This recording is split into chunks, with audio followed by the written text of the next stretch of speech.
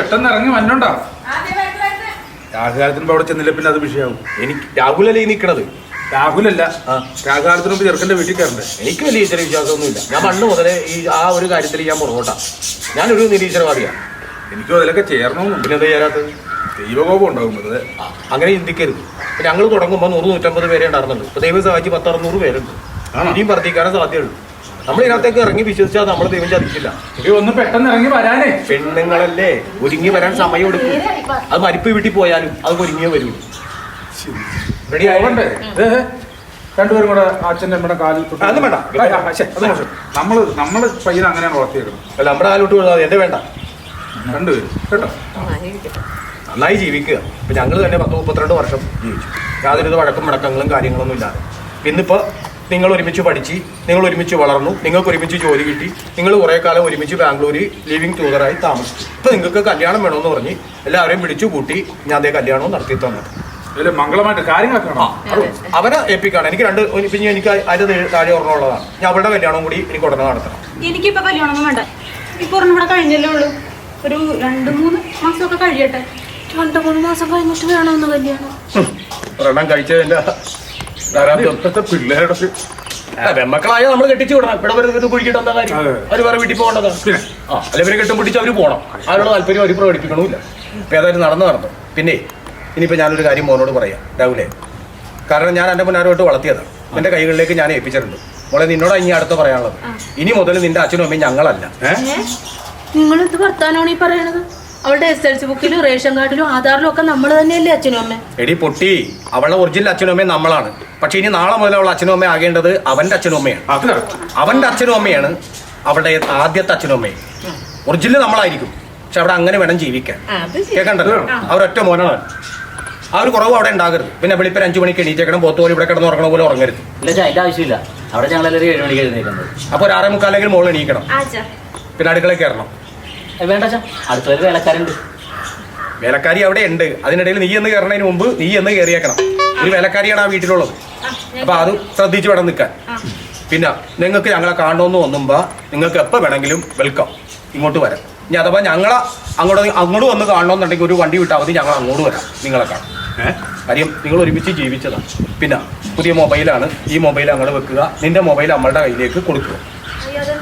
അതെ, ഇനിയും ഇപ്പൊ പഴയ മൊബൈലൊക്കെ ഉപയോഗിച്ചിട്ട് വേറെ ആരെങ്കിലും വിളിച്ച് കഴിഞ്ഞാൽ അതിന്റെ പേരിൽ സംശയം പുലിവാലം ഉണ്ടാക്കണ്ട. അച്ഛാ, അപ്പൊ എനിക്ക് വിളിക്കാനാ? നീ എന്തിനാണ് ഇനി അവളെ വിളിക്കണത്? ഇത്ര നാള് വിളിച്ചില്ലേ? വാതിലടച്ചിട്ട് സംസാരിച്ചില്ലേ? നിന്റെ കൂടെ അവളില്ലേ? ഇനി നീ എന്തിനാണ് അവളെ വിളിക്കണത്? അതല്ലേ മോനെ നല്ലത്.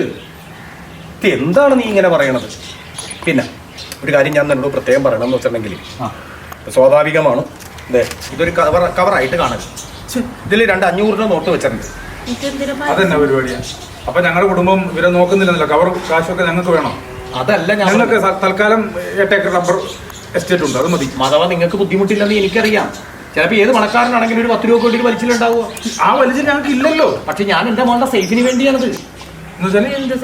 അതായത് ഇപ്പൊ ഞാൻ എൻ്റെ മോളെ അവന് കെട്ടിച്ചു കൊടുത്തു, രാഹുലിന്റെ കയ്യിലേക്ക് ഏൽപ്പിച്ചു. എന്ന് വേണമെങ്കിൽ ജീവിക്കുക. നീ ഭാര്യയായിട്ട് വഴക്കിട്ടറില്ലേ? നീ ഭാര്യയായിട്ട് വഴക്കിട്ടണ്ട. ഉണ്ട്. അവള് നിന്നെ ഒഴിച്ചു പോയിട്ടണ്ട. ഇപ്പൊ 4 വർഷമായല്ലോ. പിന്നെ തിരിച്ചു വന്നിട്ടുണ്ട? ഇല്ല. പിന്നെ വന്നില്ല. നിങ്ങൾ രണ്ടും ആകുന്നല്ലേ നിൽക്കണത്. വേറെ കുഴപ്പങ്ങളൊന്നും ഉണ്ടായില്ല. പക്ഷെ എൻ്റെ മോൾ അങ്ങനെയല്ല. നാളെ ഇവർ എന്തെങ്കിലും നമ്മൾ എക്കച്ചക്കലോ വാക്ക് തർക്കമോ ഉപദ്രവമോ പീഡനമോ എന്തെങ്കിലും ഉണ്ടാകുമ്പോൾ എൻ്റെ മോക്ക് ചിലപ്പോൾ മണ്ണെണ്ണ ഒഴിക്കാൻ തോന്നും, അല്ലെങ്കിൽ ചിലപ്പോൾ ട്രെയിന് ചാടാൻ തോന്നും, അല്ലെങ്കിൽ ചിലപ്പോൾ വെള്ളത്തിൽ ചാടാൻ തോന്നും.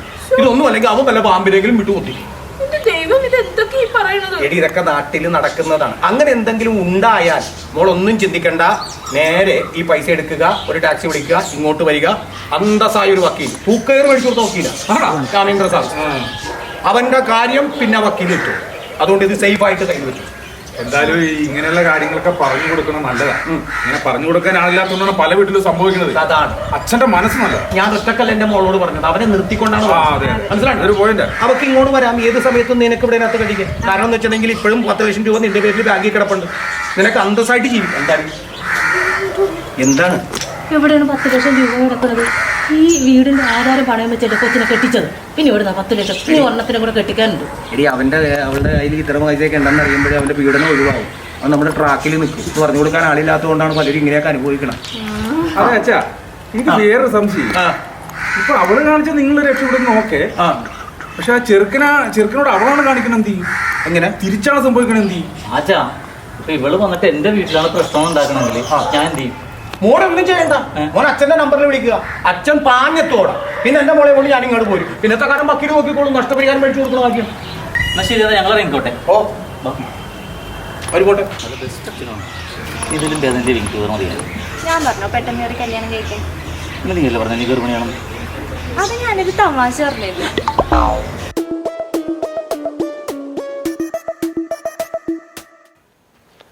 ഞാൻ 2 ദിവസമായിട്ടേ കോടതിയിൽ ഉണ്ടായില്ല. ഞാൻ പാലക്കാടായിരുന്നു. അപ്പം നാളെ ഞാൻ എന്തായാലും കോടതിയിൽ വരും. ഇപ്പം ഞാൻ വീട്ടിലുണ്ട്. അതെ വേണ്ട നമുക്ക് കോടതിയിൽ വെച്ച് കാണാം. ശരി. എന്താ നിങ്ങളുടെ പ്രശ്നം? ഞാനൊരു ഡൈവോഴ്സ് പെറ്റീഷൻ കൊടുക്കാൻ വന്നതാണ്. ഇവിടെ കല്യാണം കഴിഞ്ഞിട്ട് ഏതാണ്ട് ഒരു 3 മാസമല്ലേ ആയുള്ളൂ? 3 മാസം 8 ദിവസമേ ആയുള്ളൂ. വളരെ വൈകിയല്ലേ കല്യാണം കഴിഞ്ഞത്? പിന്നല്ലേ, പ്രേമിച്ചല്ലേ? 5-6 കൊല്ലം പ്രേമിച്ചതാണ്. വീട്ടുകാരും ഈ കല്യാണത്തിന് സമ്മതിച്ചില്ല. പിന്നെ ഞാൻ വേറൊരാളെ കെട്ടത്തില്ലെന്ന് ഉറപ്പായതിനു ശേഷമാണ് അവർ ഈ കല്യാണത്തിന് സമ്മതിച്ചത്. അങ്ങനെ ഏപ്രിൽ 8-ാം തീയതി പെണ്ണ് കാണാൻ വന്ന് മെയ് 8-ാം തീയതി കല്യാണം ഉറപ്പിച്ച്. ഇപ്പൊ 8-ന്റെ പണിയാണ് എനിക്ക് കിട്ടിയിരിക്കുന്നത്. എന്താണ് കാര്യം പറയും നിങ്ങൾ? ഇത് ഞാൻ കഴിഞ്ഞ ദിവസം കമ്പനിയുടെ ആവശ്യത്തിനാണെന്ന് പറഞ്ഞിട്ട് ബാംഗ്ലൂർ ടൂറിന് പോയി. അത് പിന്നെ കമ്പനി പറയുമ്പോൾ നമ്മൾ മദ്രാസ് ആയാലും ബാംഗ്ലൂർ ആയാലും ചിലപ്പോൾ out of state out of country നമ്മളിങ്ങനെ പോകും. സ്വാഭാവികമാണത്. എന്റെ വക്കീലെ പൊക്കോട്ട്, അതിനൊരു പരാതിയില്ല എനിക്ക്. നിങ്ങളെ കൊണ്ടുപോകാത്തത് കൊണ്ടാണോ? അങ്ങനെ വല്ലതാണോ? എനിക്ക് അതിലും പരാതിയില്ല. ഞാൻ പോകേണ്ട കാര്യമില്ലല്ലോ. കമ്പനി ആവശ്യത്തിനല്ലേ പോയത്. കമ്പനിയുടെ ആവശ്യങ്ങൾക്ക് പോകും. അതൊരു വിഷയമാക്കേണ്ടത്. അതൊന്നും അല്ല ഒരു വിഷയം. ഈ പുള്ളി എന്തുണ്ടേലും എന്നോട് തുറന്നു പറയുമായിരുന്നു. അങ്ങോട്ടും ഇങ്ങോട്ടും ഞങ്ങൾ എല്ലാ കാര്യവും മറച്ചു വെക്കാതെ പറയുമായിരുന്നു. പക്ഷെ ഇപ്പൊ അങ്ങേര് കാണിച്ചത് കള്ളത്തരമാണ്. എന്ത് കള്ളത്തരം കാണിച്ചു? ഇങ്ങേര് ബാംഗ്ലൂർ പോകണമെന്നും പറഞ്ഞോണ്ട് ഗോവയ്ക്ക് ടൂറിന് പോയിരിക്കുന്നു. അത് കമ്പനിയിൽ ഒരു സ്റ്റാഫ്, ലേഡി സ്റ്റാഫുമായിട്ട്. നമ്മൾ ഈ മറ്റുള്ളവർ പറഞ്ഞ് കേട്ടതൊന്നും നമ്മൾ വിശ്വസിക്കരുത്. നമ്മൾ നമ്മുടെ നഗ്നനേത്രങ്ങൾ കൊണ്ട് കാണുന്നത് മാത്രമേ വിശ്വസിക്കാവൂ. എന്റെ വക്കീൽ എന്തറിഞ്ഞിട്ടാണ് ഈ പറയണത്? മറ്റുള്ളവരാരും പറഞ്ഞറിഞ്ഞൊന്നുമല്ല. ഞാൻ എന്റെ ഈ 2 നഗ്ന നേത്രങ്ങൾ കൊണ്ട് കണ്ടതാണ്. എന്ത് കണ്ടു? എവിടെ വെച്ച് കണ്ടു? എപ്പോൾ കണ്ടു? എന്ത് കണ്ടെന്നാ? ഇത് ഞാൻ ബാംഗ്ലൂർ പോകുകയല്ലേ 3 ദിവസം കഴിഞ്ഞല്ലേ വരുവുള്ളൂ എന്ന് വിചാരിച്ച്. അപ്പൊ ആ 3 ദിവസം എനിക്ക് ബോറടിക്കണ്ടല്ലോ എന്ന് വിചാരിച്ചിട്ട് ഞാൻ എന്റെ ബോയ് ഫ്രണ്ടുമായിട്ട് നേരെ ഗോവയ്ക്ക് പോയി. അവിടെ ബീച്ചിൽ ചെന്നപ്പോൾ അവനാണ് എന്നെ തോണ്ടി വിളിച്ച് കാണിച്ചത്. ഇല്ല, ആ ബെർമുട ഇട്ടോണ്ട് നിൽക്കണത് നിന്റെ കെട്ടിയോനല്ലേടി, ആ കൂടെ നിൽക്കണ ലേഡി സ്റ്റാഫ് അല്ലേന്ന്. അവന്റെ മുന്നിൽ എന്റെ തൊലി ഉരിഞ്ഞു പോയി. വിശ്വാസവഞ്ചന. അത് ഞാൻ പൊറുക്കൂല വക്കീലെ. എനിക്ക് ഡൈവോഴ്സ് വേണം.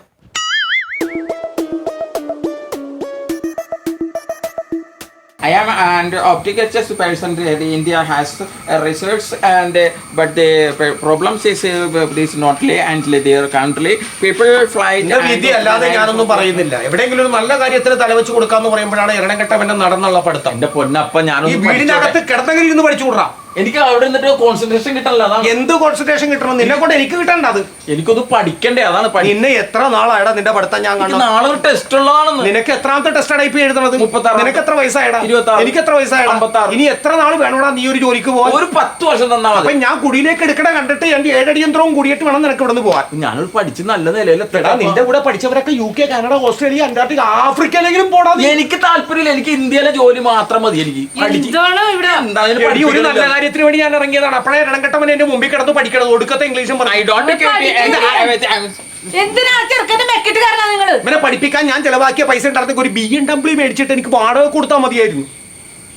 അവൻ പഠിക്കാൻ വിട്ടെങ്കിൽ അവൻ പഠിച്ചില്ലേ നന്നായിട്ട്? 10ാം ക്ലാസ്സിൽ ഫുൾ A+ മേടിച്ചില്ലേ? +2 ഫുൾ A+ മേടിച്ചില്ലേ?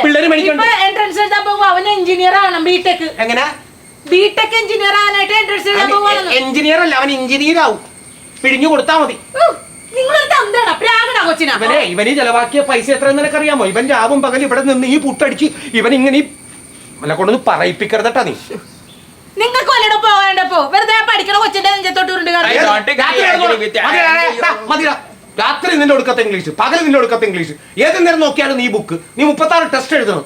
വല്ലതും പാസ്സാവണ്ടാണോ? നിങ്ങൾക്ക് ഇംഗ്ലീഷ് അറിയാൻ പാടില്ലാത്തോണ്ടല്ലേ ഇംഗ്ലീഷ് കേൾക്കുമ്പോ നിങ്ങൾക്ക് ഇത്ര ചോർച്ചില്ല. ഇനി ഒന്നും വേണ്ട. ഈ കുടുംബം പോറ്റണം ഞാനാണ്. കേൾക്കണ്ടല്ല? തിങ്കളാഴ്ച ഞാൻ ജോലിക്ക് വന്നിടത്ത് എന്റെ കൂടെ വാർക്കപ്പണിക്ക് നീയും പോരി.